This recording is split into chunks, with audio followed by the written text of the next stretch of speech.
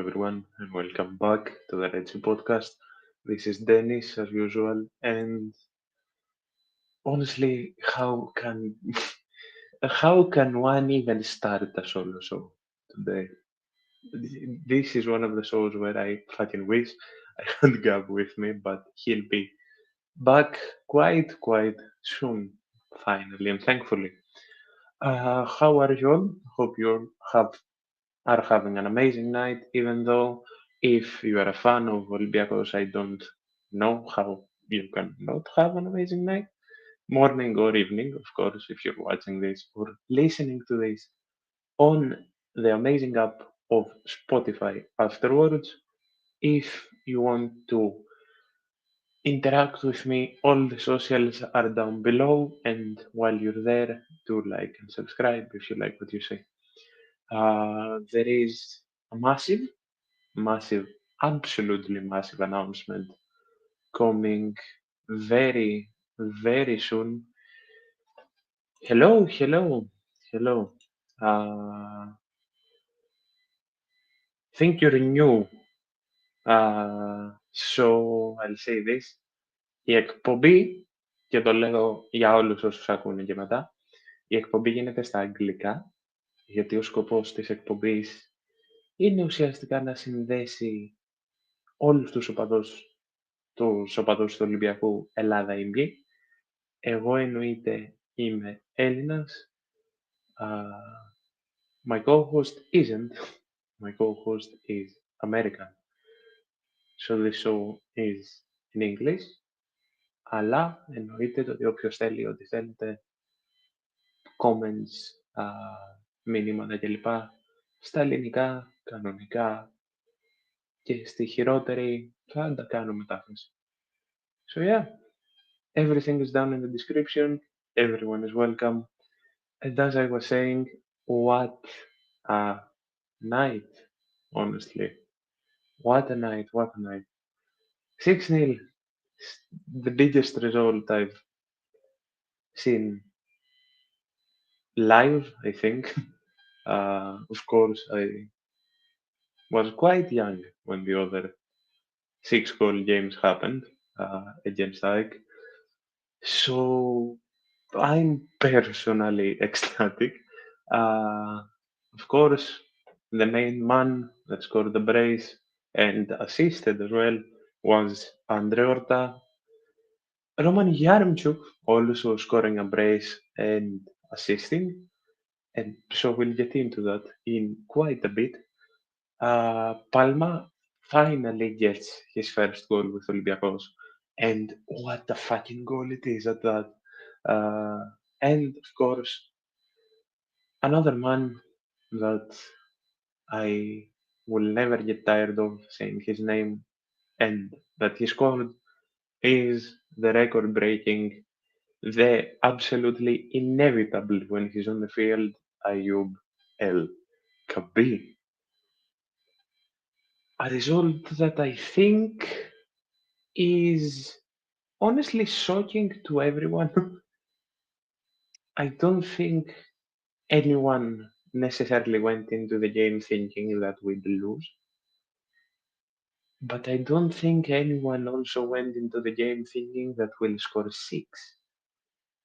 And I think the first man that deserves all the absolute credit for today's result is Jose Luis Mendilibar. Mendilibar rotating the squad to levels we've never seen in a derby before.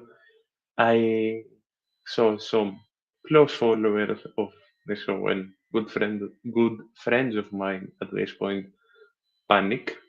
Uh, so I hope that this is also a sign of reassurance that Mendy always knows what he's doing and that we don't need to panic for absolutely any reason at all. Rotating 8 out of 11, and I don't think I can describe this rotation better than with one word, and that word is master plan. Because I can't name a single person from this rotation and from our usual guys that had a bad game today. For me, to get it out of the way, Alexandros Paschalakis was shaky, was very unsteady. Of course, uh, goal conceded, given that it was offside. No one really worried, but the goal conceded was mostly his fault, at least in my opinion. But I can't sit here when my team won 6 to absolutely fucking nothing because AEK, par some glances of the team that is second in the league, didn't show up today. Not a single like player played to the levels that they can, and that again tying up to the point that I did begin with, that ties back up to Mendeleev. I really don't think that most of the I players, I think the new ones didn't know what they were having. I think that's amazing. But most of the I players haven't or can't figure out Olympiacos' playstyle under Mendilibar.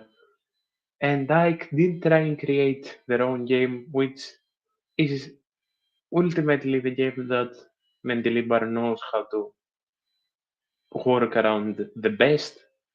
And again, for one more time, that shows. So I think the first thing I have to do today is just give an absolute standing ovation to Jose Luis Mendilibar. As Mendibol somehow, the man that made us European champions somehow is showing more and more positive signs with a team that sh- should shouldn't be winning 16 because we're Olympiacos, uh, but a team that no one expected to go in and batter not AEK, but any team from the top side of the league because we've been battering teams. And again, going back to Pau, the most recent derby, that could have easily been 4 or 5-1 instead of 2-1. And we all know that. But I did talk about that on my last episode. Do go check that out if you haven't.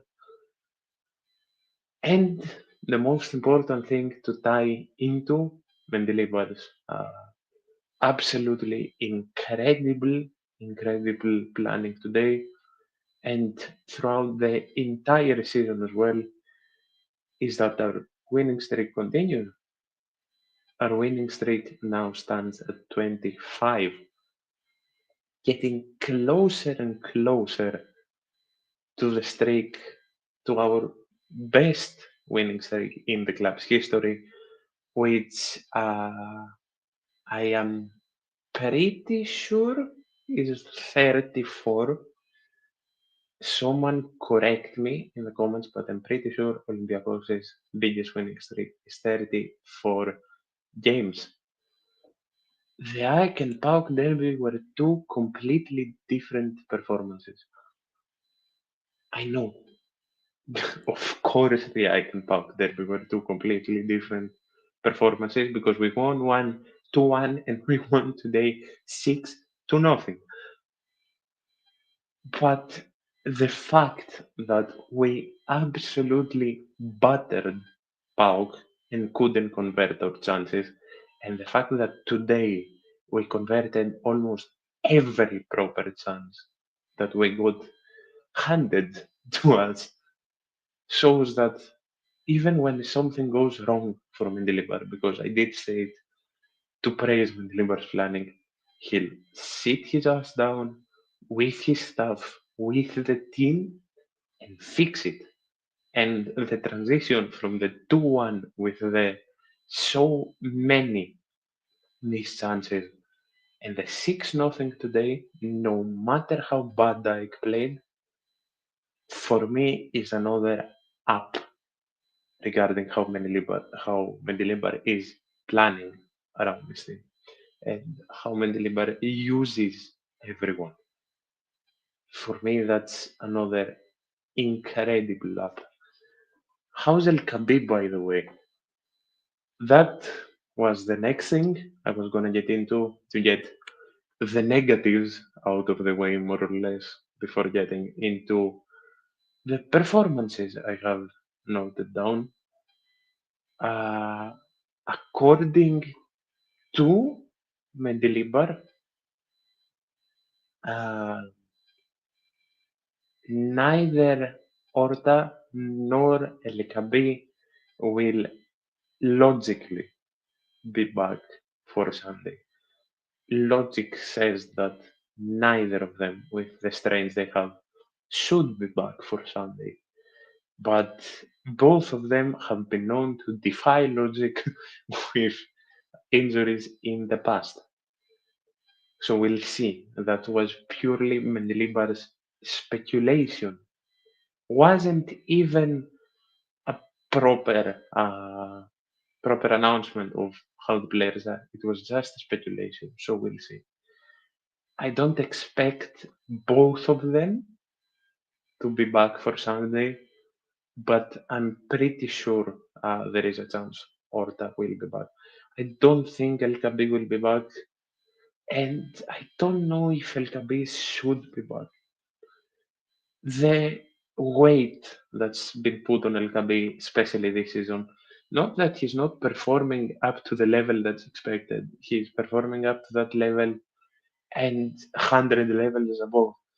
But the weight that's been put on him this season has him just teetering on the edge of a serious injury. We thought it happened twice now, and now he was forced off the field. And a thing that I do want to upload regarding Ayub El Kabi, he almost ran back on. I don't know if he gave it a second thought and sat down himself, or I don't know if Mendy or someone from the staff yelled at him to sit down and not go back on. But he saw that he could put weight on his foot, that he could step on his foot quite comfortably, and he almost went back in. Not that we didn't necessarily know how passionate El Gabi is about this club and how much El Gabi loves the club, the fans, and the trophies that this club can bring him. Uh, but I think moments like this one show it all too well. And that's why I think we all love El Gabi as much as we do. And that's why El Gabi is solidifying himself as one of our best strikers in history. Με κόντους κι εγώ βγάζω έξι. That's the thing. Pauk's defending on Sunday wasn't much better. If you all can recall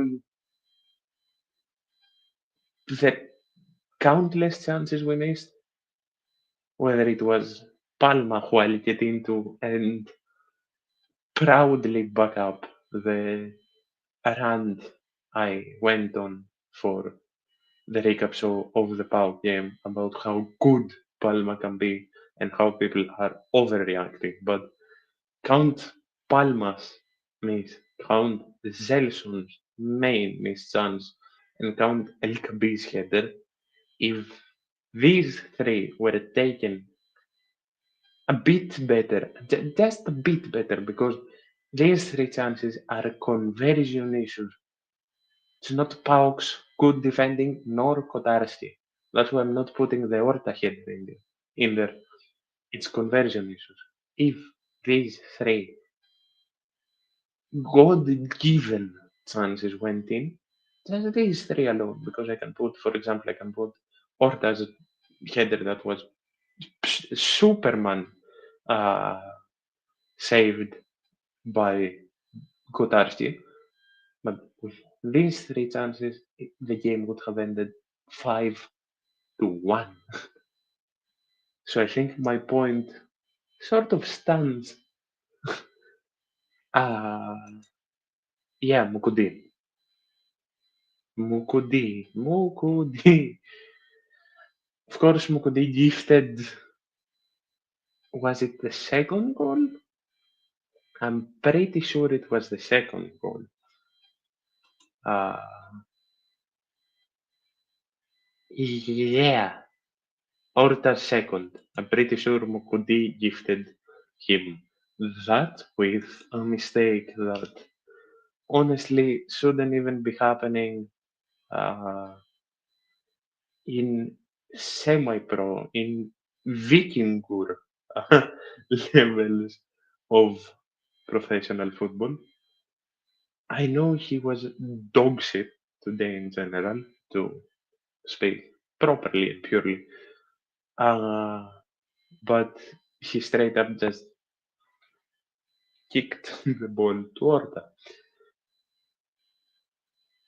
I'll go on to Orta slowly because I think that Orta deserves a segment of his own. And I see that the the MVP poll is very split today. And for for the comment votes, please do comment who you want your MVP to be. And even if you're listening to this after and the poll has ended, my ratings will finally be back tomorrow. I have the graph ready finally, so I'll try and be consistent with those posts. But if you don't agree with anyone from the poll, feel free to comment on who your MVP is, because I'll start including the audience MVP. Going back to Andre Horta, everything was perfect up until he had to be subbed off. Andre Horta had one of the best singular performances I have seen in an Olympiacos shirt. One of the best. And surely I mean, he got announced. He was MVP for, he was the official club's MVP, and it's so deserved, in my opinion. And as much as it is very, very close, I'll officially post it tomorrow and, of course, say it at the end. As much as it is very, very close, uh, I think I'll give it to Andre again. Andre not only scoring two, but Andre also assisting. Andre assisted Yaremchuk's goal, which is again insane. He picked up where he left off. I think that's the best singular way to put it. He picked up where he left off. With the slight difference that now these aren't going to be his only two goals. Like, let's not lie to ourselves. If Orta is okay and he is not out for a long time, as Mendy expects him to not be out for a long time, he'll keep his momentum on top, yet induct himself into the starting 11 as we expect him to, or be Mendilibar's golden sub, and just keep plopping them in, whether we are up 5-0 or we need a late winner. But it's not only that. His pressing, his build up, the chemistry he already has with everyone again, the passion that he plays with, which we already know, but it's still incredible to see. The absolute warrior performance he gave not only going back, but going forward as well. As I said, his assist to Roman Yaremchuk and all around, just simply the way he played today, he'll stay. Like, if there was any single doubt that Andre deserves to be part of this team, he shut everyone up today. And this is not me being hopeful for past the summer. This is me being incredibly sure in my words in that Andre Orta will be an Olympiacos player next season as well. Like, there's no fucking way. There's no way that he's.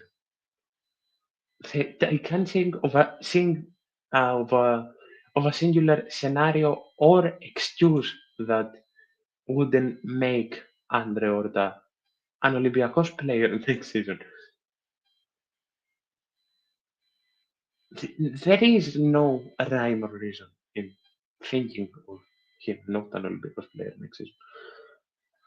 Uh, if his loan went as it did last year with the 2 goals against AEK, I'll be very happy with a Europa League at the end of the season. But yeah, uh, it, it was as close to perfection as the performance can get, especially a cup performance can get. What a show! What a fucking display! Uh, and in general, what a player we have back in our hands. It's it's a blessing to think about. Honestly, it's a pure blessing to think about. Speaking of blessings, Costinha, Costinha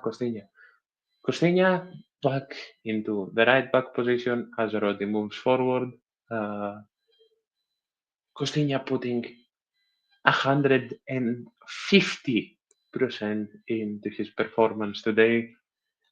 A defensive beast, a monster, and also a build-up monster, an absolute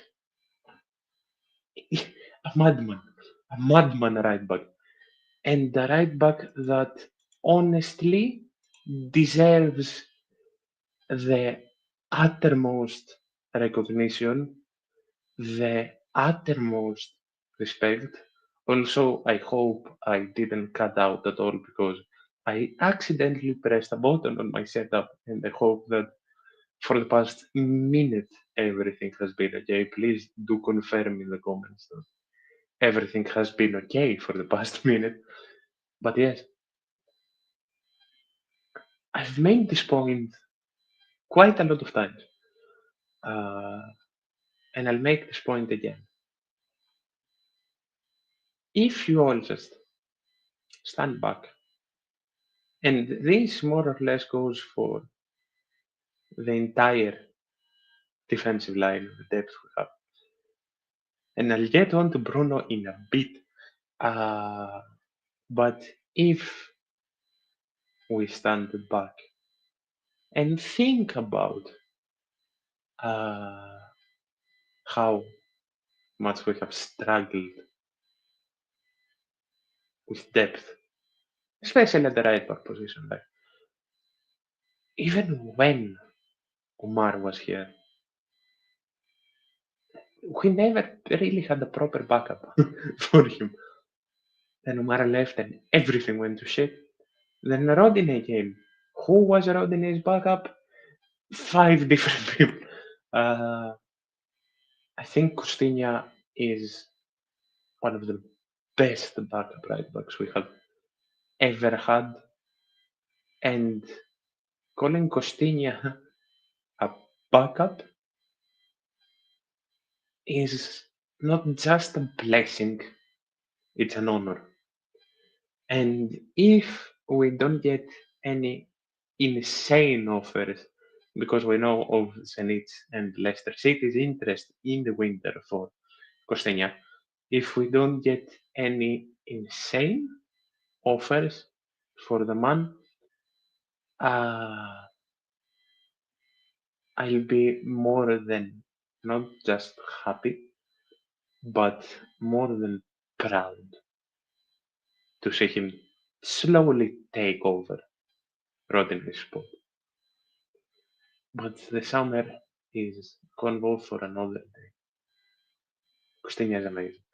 That's the main point, wrapping everything up.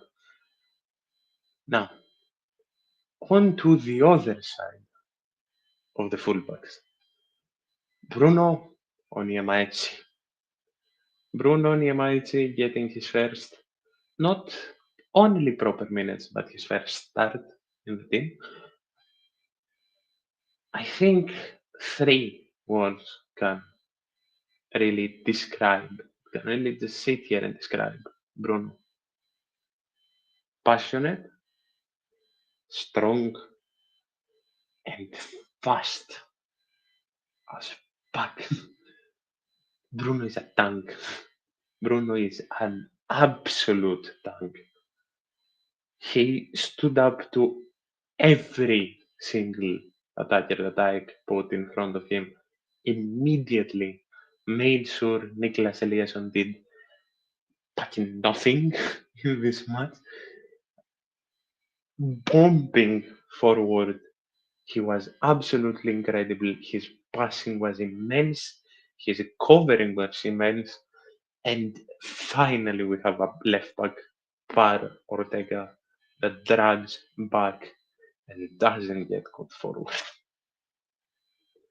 I don't think Bruno got caught out of position and the chance was created once. I'm pretty sure.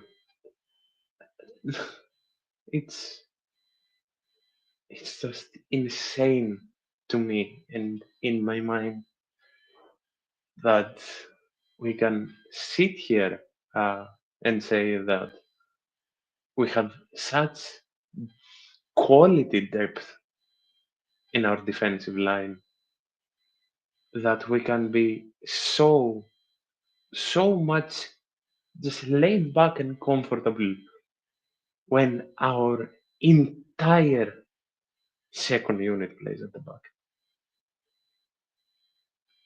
Biancon didn't play today. Biancon didn't play today because he's been our starter for a while, ever since Regis was first ruled out for the weeks he was. But Pirola, Pirola, as I've said multiple times, Pirola and Biancon have solidified themselves as our best backup duo for centre backs in our recent history in general, dare I say, and have both made cases to start, if not this season, the next. Pirola has gained interest from the biggest clubs in the Serie A, and that's not insane in any capacity. And Pirola, while struggling for form, as I said last time out on the show as well, sometimes he puts in everything. And today, he put in everything and more, fully dispatching Piero. Piero did nothing this month. And that's just another testament to the absolutely insanely field of quality depth we have, especially in our defensive line. They also just saved Pascalagis like multiple times. We can say that. And to not leave him out because I've been more than critical of him lately. David Carmo had such a good match. Such a good match. David Carmo had uh, the best match he's had in the last 4 or 5 matches. Uh, I didn't get a cross in. I didn't get a cross in because Bruno and Costinha were on fucking demon time.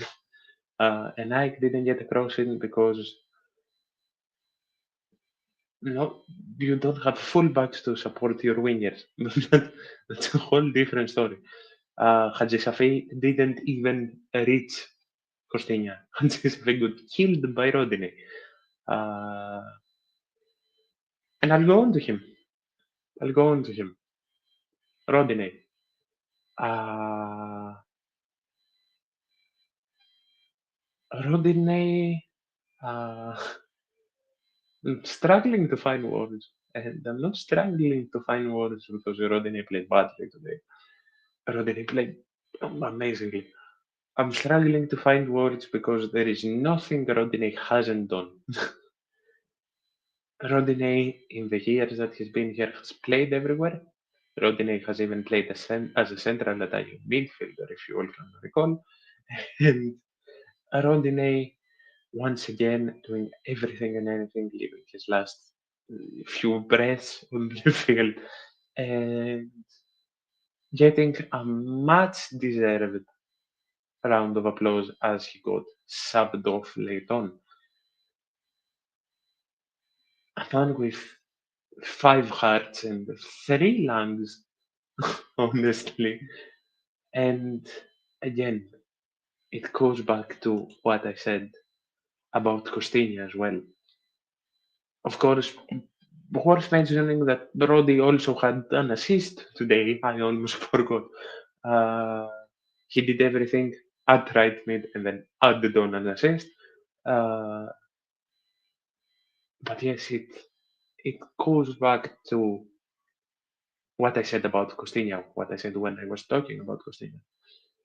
I can't stand here and recall a season, not even more, where we've had such a good duo at the right back position, like where both players were of the uttermost, highest of quality. I can't name a better starter and backup at right back as I can with Rodinei and Costinha. And if you can, please feel free to comment it down below because I really can't find myself to name uh, anyone much better as a duo at the right back in our history than them. Uh, Palma. I, this game is such a haze in my head. This performance is such an absolute haze in my head that I can't even really bring myself to recall some plays, and just it's absolute ecstasy at this point, and the adrenaline from what we saw. The thumbnail of this video, for those of you that checked it out before popping in the live, was Orta Magic because his performance was magical. Well, a very, very, very close second of that magical performance was Luis Palma. Luis Palma of the absolute wonder strike that hit the post, flew past Thomas Tragosha, hit the post and went in. A wonder strike that he did try against Pauk, a wonder strike that he does like to do, cut in, finesse it, and score.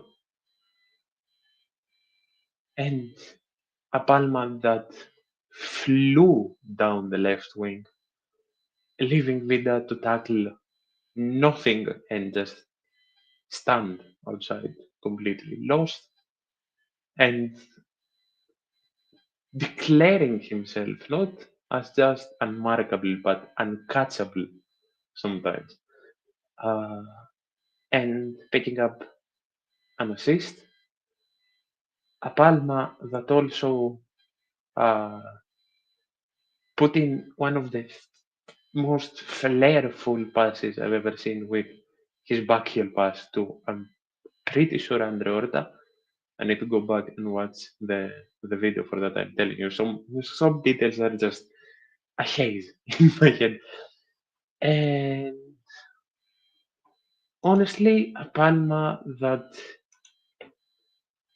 got so much unnecessary stick for his missed chance. And I'm talking Media Millions Pauk, of course.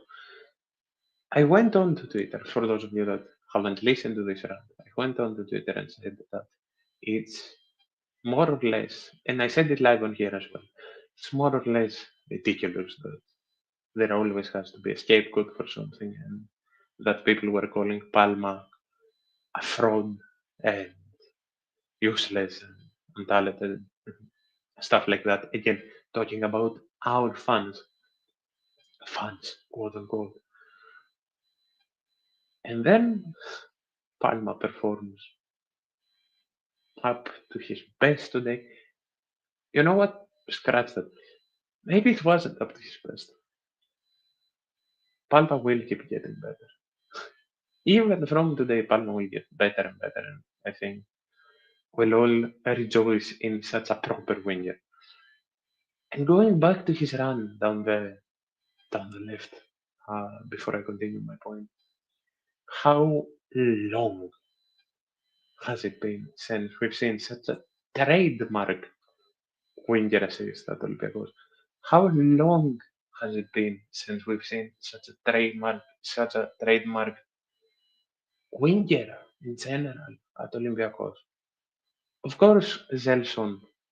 Zelson is very much a quality winger and is probably our most talented winger. Uh, but Palma's ability to just cut in and just bang in goals like that, or just destroy defenders on dribbling and pace. While Selson has the versatility to move in position wise, Palma is such an out and out winger, but he does his job so perfectly. It's been a while.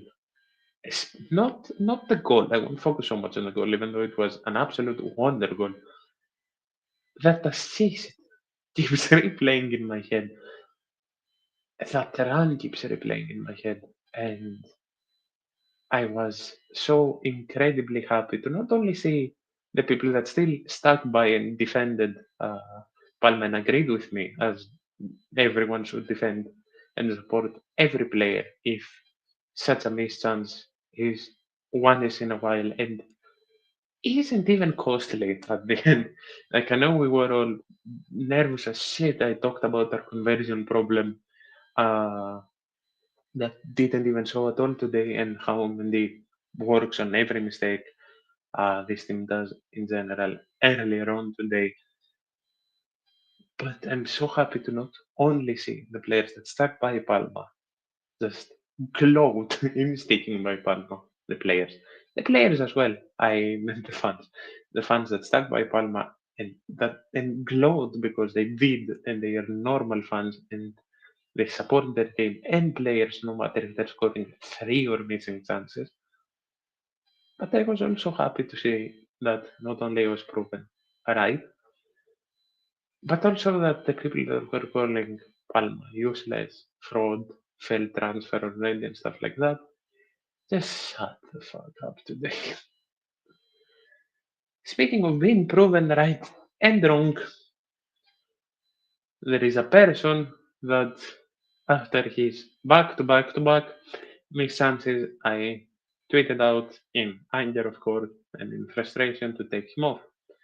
Then he goes on and scores and assists. And I immediately quote my own Thomas tweet and say that he shut me up very quickly. And when he again just skied the chance at the end of the half, I said that he'll score another one and make up for that missed chance as well. And there we go, the second half, he does score another one. And that, of course, is one of the most confusingly in and out of form players I ever seen at Olympiacos. And that, of course, is Roman Yaremchuk.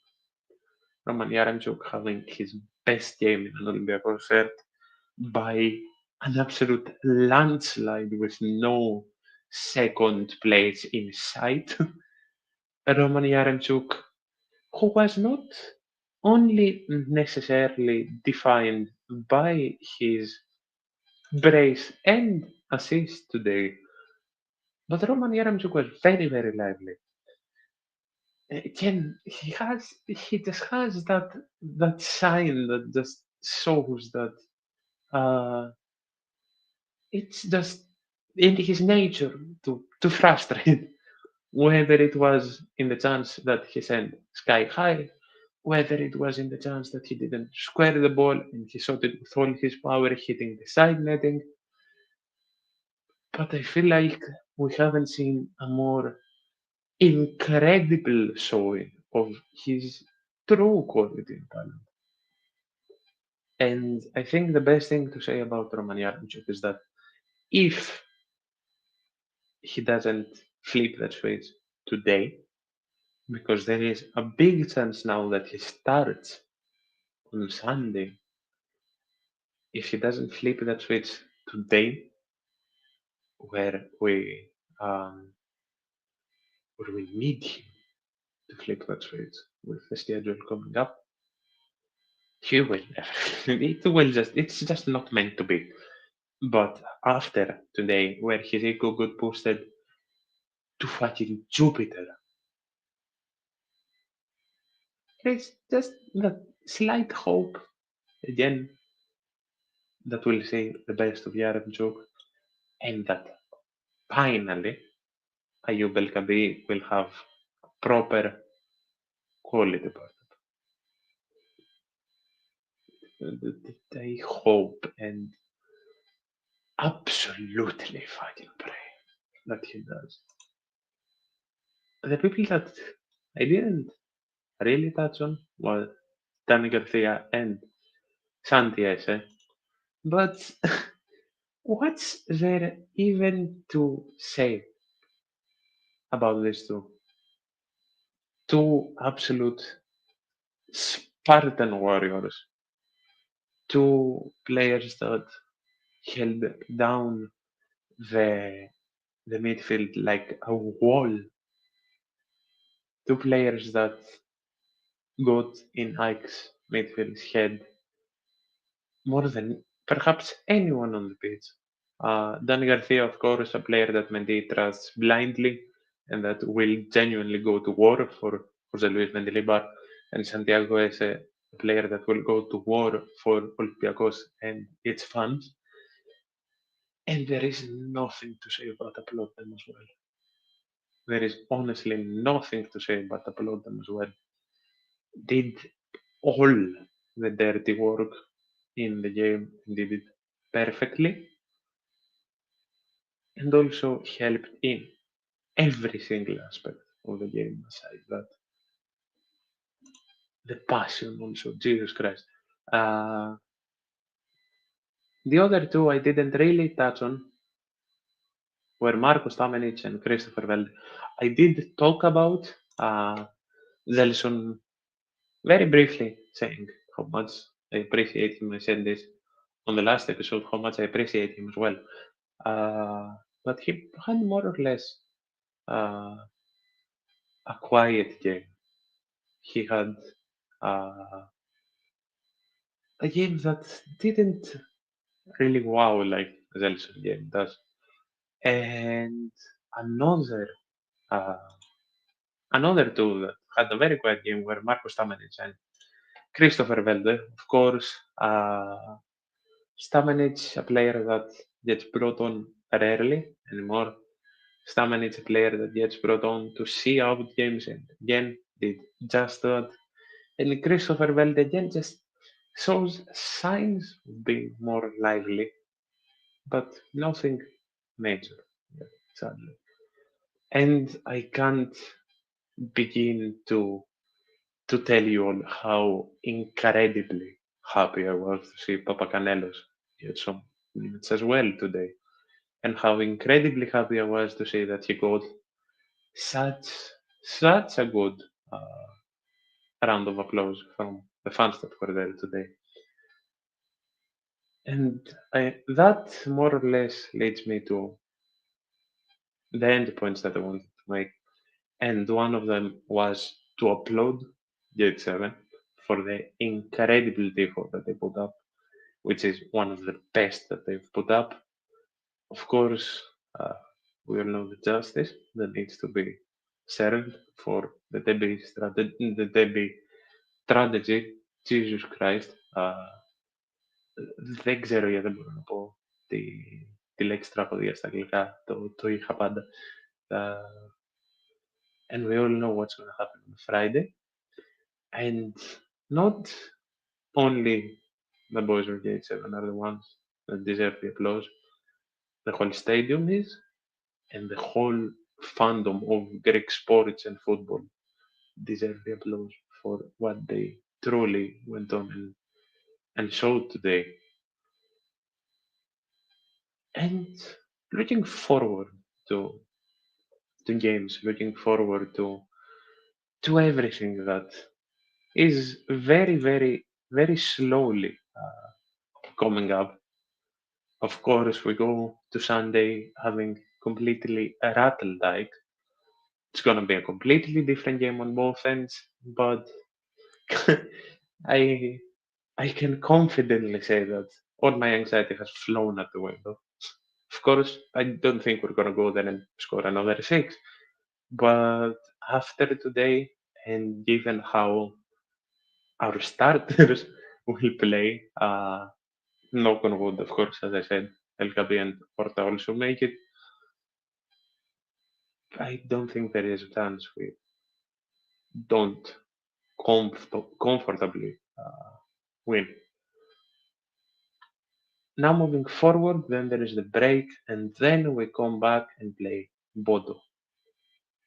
We need to go get the job done on Sunday, and the fact that we did sit here and get the double-legged tie dispatched completely is not only such a momentum booster and such a complete relief on all that happened and all that will happen schedule wise, but it's such a joy to say that we have at least one game less that we don't have to worry about in the slightest.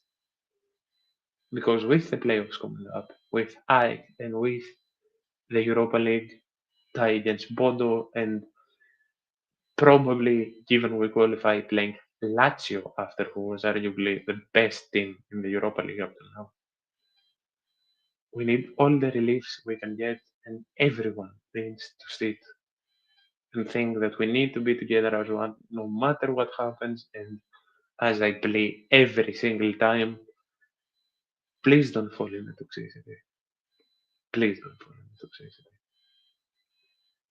That's about it for today. Of course, I hit an hour. Absolute joy. I hope you all have a wonderful night. As I said, huge announcement coming uh, coming before Bodo. And let me actually confirm I didn't mess up because I think I did. Yes, the break is after Bodo. I just sat back and processed it. It's Icon Sunday and then we play Bodo immediately. And then it's a break before the second leg against Bodo. Uh, so take all that I said about the schedule and just put more emphasis on uh, huge giveaway coming next Wednesday. Huge announcement. And the announcement of said giveaway, which you will all receive regarding what it is in a week, poetically on my birthday, is fully credited 2. Go. As I said, if you liked today, if you disagreed with me on anything, if you agreed, if you want to drop extra points that I forgot, if you want to touch on things that I may have forgotten, drop them in the comments. Even if you are listening after, message me, comment on any post you want, and interact with the accounts. It helps me massively. And also, if you're listening on Spotify, I keep forgetting to mention it. If you're listening on YouTube, as I said, like and subscribe. And if you're listening on Spotify, please leave a rating. It's how Spotify pushes shows out. Leave a rating of what you honestly feel like the show deserves. Up to now, I've gotten two 5-star ratings and two 3-star ratings, and both are very fair. Of course, the show just helped most with 5 stars, but feel free to leave whatever rating you think I deserve. And I promise, because I'm so grateful for all your guys' support, I'll sit down and constantly keep upgrading the content I give you all.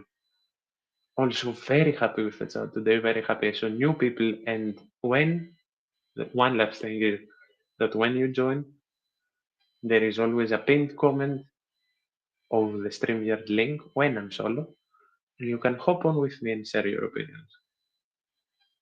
I love interaction, and everything is welcome. This is a judge-free zone, fun platform purely. Very grateful for you all. Enjoy the celebration. Thank you.